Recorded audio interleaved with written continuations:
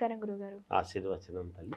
గురుగారు, ఆషాఢ మాసంలో గుప్త నవరాత్రులు పూజలు చాలా మంది చేసుకుంటూ ఉంటారు. అంటే అన్ని నవరాత్రుల కంటే ఈ గుప్త నవరాత్రులు చాలా ముఖ్యమని చెప్తూ ఉంటారు. ఎందుకండి? శ్రీ మహాగణాధిపతయే నమః. ఐం మహాసరస్వత్యే నమః. శ్రీ లలితాంబికాదేవియే నమః. ఈ గుప్త నవరాత్రుల యొక్క ఆచారము ఏమిటి అంటే, గుప్తము అనేటువంటి మాట ఎందుకు చెప్పారు? ఎప్పుడైనా అమ్మ మౌనం మంత్రార్థ చింతనం అన్నారు. మనం మైకులు పెట్టుకొని మంత్రాన్ని ఓ అని అరిస్తే ఏదో మహోన్నతుడు, వీడు చాలా ప్రజ్ఞావంతుడు, గొప్పవాడు అని అనుకుంటారని మైకులు పెట్టుకున్నారు. మౌనముతో పూర్వము ఋషులు తపస్సు చేసేటువంటి విధానము ఎప్పుడైతే వాళ్ళు చేస్తున్నారో వాళ్ళ మాటకు పవర్ ఎక్కువ. అందుకే ఇలా కమండలంలో నీళ్లు తీసుకుని అలా చల్లి ఒక మాట అంటే ఆ మాటకు అది శాపముగా మారి యోగించేటువంటి విధానం ఉండేది. ఎంత ఎక్కువ మాటలు మాట్లాడతామో ఆ మాటల యొక్క పవర్ తగ్గిపోతుంది. నోటికి తక్కువ మాట్లాడాలి. గుప్తము అంటే మనం ఏదైతే రహస్యముగా చెయ్యాలి అని అనుకుంటున్నామో, రైతులు పంటలు బాగా పండాలి, నా చేనులో నాకు మేలు జరగాలి, భూములు ఇప్పుడు వీళ్ళు ఈ మామూలుగా రియల్ ఎస్టేట్ వాళ్ళు కూడా ఒక భూములు కొంటారు. భూములు కొన్న తర్వాత ఆ భూమికి ప్రక్షాళన, మామూలుగా శంకుస్థాపన పూజ చేసేటప్పుడు చేసే విధానం వేరు. ఈ వారాహి నవరాత్రులు 9 రోజుల పాటు మనం ఏ భూమి అయితే కొన్నామో, ఏదైతే మనము దాంట్లో డెవలప్ చేయాలనుకుంటున్నామో లేదా పంటలు వేయాలనుకుంటున్నామో వాటికి సంబంధించినటువంటి పేపర్లు వారాహి అమ్మవారి దగ్గర పెట్టుకొని వాటిని పూజించటం, వాటికి అనేక రకాలుగా యోగము జరిగేట్టుగా గనక మనము పూజించుకోవటము చేయటము ఇవన్నీ జరిగితే గుప్తముగా, అంటే నాకెంత ఆస్తి ఉంది, నాకు ఇది ఉంది, నేను ఇది చేస్తున్నా అది చేస్తున్నాను అని ప్రపంచానికి తెలిసేట్టుగా కాదు. ఎవరికి వాళ్ళు రైతులు అందుకే తమ తమ పొలాల దగ్గరికి వెళ్ళి పొలాల దగ్గర ఉన్నటువంటి మట్టి తీసుకొని వచ్చి ఒక మూట కట్టి ఆ మట్టిని ఈ 9 రోజుల పాటు అక్కడ అమ్మవారి ముందు మూట కట్టినటువంటి దాన్ని పెట్టి ఆ మట్టికి పూజ చేసి అది మళ్ళీ 9 రోజుల తర్వాత దశమి నాడు అక్కడికి మట్టికి తీసుకువెళ్ళి ఆ పొలంలో అంతా కూడా చల్లి, ఎలా చల్లుతారు, ఒక అన్నము నిండుకుండా అన్నము చేసి ఆ అన్నములో కుంకుమ కలిపి ఆ కుంకుమలో ఈ మట్టి కూడా కలిపేసి ఎప్పుడైతే పొలం అంతా మళ్ళీ చల్లుతారో ఇది అమ్మవారి ముందు పెట్టి నివేదన అనేటువంటి భావనతో అక్కడ పంటలు బాగా అద్భుతముగా పండటానికి ఉపయోగపడేటువంటి విధానం. ఇవన్నీ అందుకే రహస్యము, గుప్త నవరాత్రుల యొక్క రహస్యము. అంటే ఈ రహస్యాన్ని బయటికి చెప్పేవాళ్ళు కాదు. అప్పుడు ఎవరికి వాళ్ళు పంటలు బాగా పండాలి అనేటువంటి భావనతో ఎవరికి వాళ్ళు చాలా గుప్తముగా చేసుకునేటువంటి విధానాలలో భాగంగా ఈ నవరాత్రులు ఉండేటువంటి. ఇప్పుడు నేను కట్టబోతున్నాను, బాగా ఆ స్థలములో బాగా ఎటువంటి ఇబ్బందులు లేకుండా మనకు మేలు జరగాలి అన్నప్పుడు ఆ స్థలానికి మనం మొత్తానికి స్థలానికి పూజ చేయలేం కదా.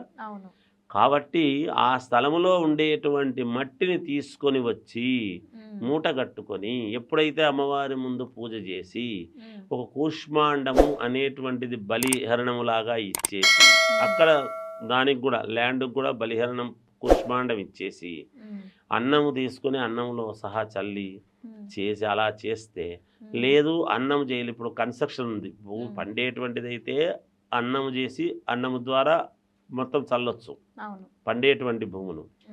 మేము కట్టాలనుకుంటున్నాము, హైరైజ్ అపార్ట్మెంటో ఇంకేదో విల్లాసో ఏదన్నా చెయ్యాలి అని అనుకుంటున్నారు అనుకోండి, అలా చెయ్యాలి అనుకునేటువంటి వాళ్ళు తెల్లవాలు ఆ భూమి మట్టి కలిపేసి తెల్లవాలు 1.25 కిలో తెల్లవాలు తీసుకొని 4 మూలల ఏదైతే భూమి ఎన్ని ఎకరాలైతే ఉందో అన్ని ఎకరాలలోనూ 4 మూలలు ఏవో ఉన్నాయి చూసుకొని ఆ 4 మూలల కనుక ఇది కొంచెము పని శ్రమ అనుకోకుండా చేసుకున్నారు అంటే తప్పకుండా విజయము సాధించేదానికి వాళ్లకు అవకాశం ఉంటుంది. అక్కడ తొందరగా ప్లాట్లు అమ్ముడుపోవడం కానీ కన్స్ట్రక్షన్ జరగడం కానీ దానివల్ల మంచి జరగటం కానీ, స్థలానికి ఏదైనా దోషం ఉంటే దోషము పోవడము కానీ ఇవన్నీ కూడా భూవరాహలక్ష్మీదేవి కదమ్మా. కనుక భూమి వలన మేలు జరగడానికి ఎక్కువ అవకాశాలు ఉంటాయి. ఇవి చేసుకోవాల్సినటువంటి రహస్యాలు. ఓకే, ఇంకా చిన్న సందేహం గురుగారు, ఈ గుప్త నవరాత్రులకు అంటే నాగదోషాలు, కాలసర్ప దోషాలు, కుజ దోషాలు కూడా ఉంటాయి కదా, అవి కూడా నివారిస్తాయని చెప్పేసి అంటున్నారు. ఇది ఎంతవరకు నిజం? భూమి మీద నివాసం చేసుకునేటువంటి వాళ్ళందరికీ కూడా ఇప్పుడు భూమి పాతాళలోకంలోనే సర్పాలు అవి ఉంటాయి. నాగలోకం అనేటువంటిది ఎక్కడుంది? ఎక్కడో అడుగులో ఉంది. అవును. ఇది నాగలోకం అని. కనుక ఈ భూమి మీద తిరిగేటువంటి తప్పకుండా నెరవేరుతాయి. ఆషాఢ మాసంలో మనకు మేలు చేసుకోవడానికి చేసుకోవచ్చు, కొన్ని శుభకార్యాలు చేసుకోవడానికి అవకాశం లేదు. భూమి తవ్వడము కానీ ఆ భూమికి మనం భూమి పూజలు చేయొచ్చు, భూమి తవ్వరాదు. అందుకే ఇది మామూలుగా భూమి పూజ చేసి పక్కకు పెడతారు. మంచి రోజు చూసి శంకుస్థాపన, ఇంకా కట్టడం ప్రారంభము అనేటువంటిది చేస్తారు. ఇప్పుడు మనం పెళ్లి కూతుర్ని చేసుకుంటాము, పెళ్ళి ఒక రోజు, పెళ్లి కంటే ముందు పెళ్లి కూతుర్ని చేసుకుంటాం. ఎందుకు? అలంకారము చేసుకుని అన్ని రకాలు స్నానము అన్నీ చేసేసి అలంకారం అన్నీ కూడా చేసుకునేసి పెళ్లికి రెడీ అవుతున్నాము. అంటే అలాగే మేము కన్స్ట్రక్షన్కు పోతున్నాము, శంకుస్థాపన చేసుకోవడానికి ముందు భూమి పూజ అనేది జరగాలి. భూమి పూజ అంటే దాని అర్థం అది. అప్పుడే శంకుస్థాపన, అప్పుడే వెంటనే కొట్టడం, నైరుతిలో మొదలు పెట్టడం అనడం, ఈశాన్యంలో చేయడం అనడము, ఇవన్నీ వాస్తురీత్యా కాలానుగుణంగా 2 సార్లు ఎవరు పెట్టుకుంటారులే, అంత ఖర్చు ఎందుకులే అనేటువంటి ధోరణులు ఇవన్నీ వచ్చినాయి. ముందు భూ ప్రక్షాళన అన్నప్పుడు భూమికి ముందు వెలుగు రావాలంటే ముందు భూమి పూజ చేసుకోవాలి. అది ఈ వారాహి నవరాత్రుల్లో వారాహి అమ్మవారి యొక్క అనుగ్రహంతో చేసుకోవచ్చును గాక ఈ దోషాలు పోవడానికి కూడా చేసుకోవచ్చు. ఓకే. అంటే ఈ గుప్త నవరాత్రులను దీక్ష చేయలేము, సాధారణంగా మేము పూజ చేసుకోవాలి అనుకునే వాళ్ళు ఏ విధంగా చేసుకోవచ్చు? దానికి దీక్ష ఏముందమ్మా?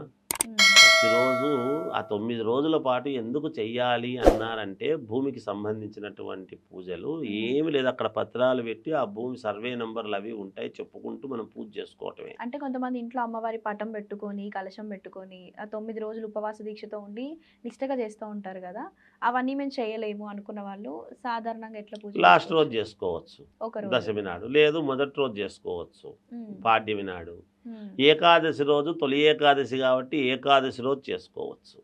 ఇంకా చెయ్యలేము అనేటువంటిది మనం ఇంకా సౌకర్యాన్ని బట్టి అంతే, లాస్ట్ చివరిలో చేసుకోవచ్చు.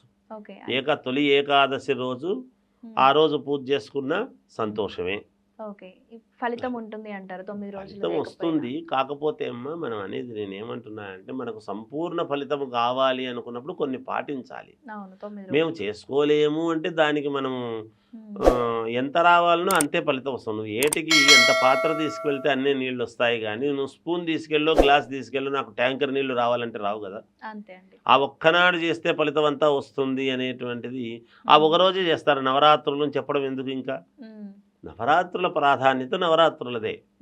చెయ్యాలి. నాకు ఓపిక లేదు, నేను చేయలేను, నాకు కుదరలేదు అంటే కుదరకపోవచ్చు. 1 రోజు 2 రోజులు కుదరకపోవచ్చు, 3వ రోజు నుంచి చెయ్యి, 5 రోజులు చెయ్యి. అలా అనుకూలాన్ని బట్టి చేసుకో. పనులు కావాలి అన్నప్పుడు చెయ్యాలమ్మా. చేయకుండా సూక్ష్మంలో నాకు అన్నీ జరగాలి అంటే ఏవి జరగవు. ఎంత కష్టపడితేనో ఒక పని జరుగుతుంది. మనకుండే శ్రద్ధ, భక్తి, వాటి వల్ల పనులు జరుగుతాయి. అది తల్లి. గుప్త నవరాత్రుల గురించి మాకు మా ప్రేక్షకులకి ఉన్న సందేహాన్ని నివృత్తి చేశారు. ధన్యవాదాలు గురుగారు. జయోస్తు.